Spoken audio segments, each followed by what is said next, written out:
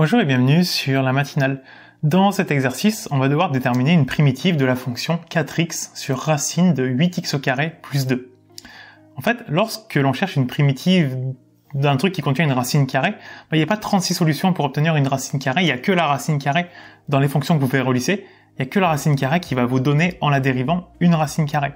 Donc on se dit que forcément, dans notre primitive qu'on va noter grand F, il y a de la racine carrée, donc F, elle doit être de la forme, forcément, racine carrée et racine carrée de ce qu'on veut à la fois au final.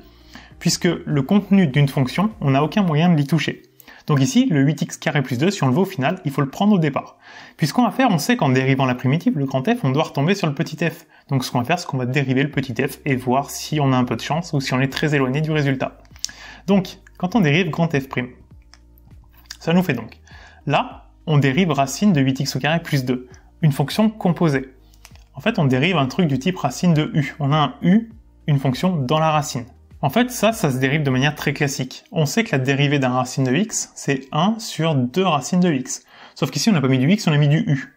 C'est pas grave, on va garder 1 sur 2 racines de u. Et simplement, quand on dérive une fonction composée, on multiplie toujours le résultat par u'.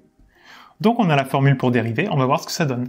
Petite parenthèse pour te parler de La Matinale, le programme que j'ai développé. C'est un programme qui permet d'apprendre, de comprendre et de réviser tout le programme de maths, de première et de terminale. Allez, viens avec moi, je vais te montrer comment La Matinale va t'aider à cartonner en maths au lycée et après. Dans chaque cours, tu auras accès à l'ensemble de mes vidéos pas à pas. Une vidéo d'explication du cours est suivie de nombreux exercices d'application où c'est à toi de jouer. La fiche résumée que tu trouveras en bas de chaque chapitre t'aidera à revoir l'essentiel en un coup d'œil. Et pour terminer, sous chaque vidéo, il y a un espace dans lequel tu peux me poser toutes tes questions, donc t'es vraiment jamais tout seul.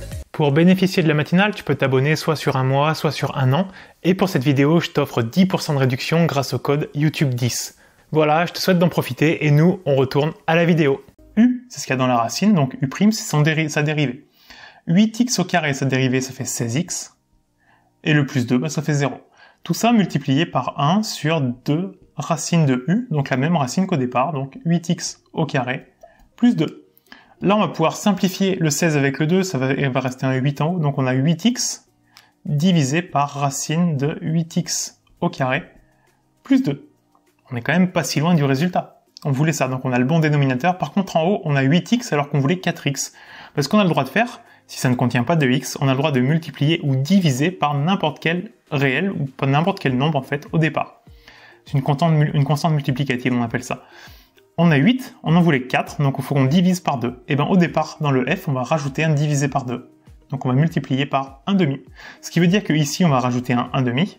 Ici, on va rajouter un 1/2. En fait, partout, on rajoute un 1/2. Et donc, notre 8x, il va devenir 4x, comme on divise par 2. Et on va retrouver exactement notre petit f, notre fonction de départ.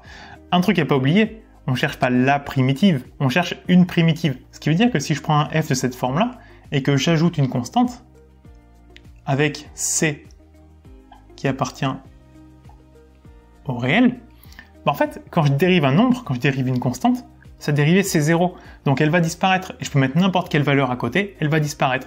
Et donc, en écrivant ça comme ça, j'ai l'ensemble des primitives de la fonction f qui était ici.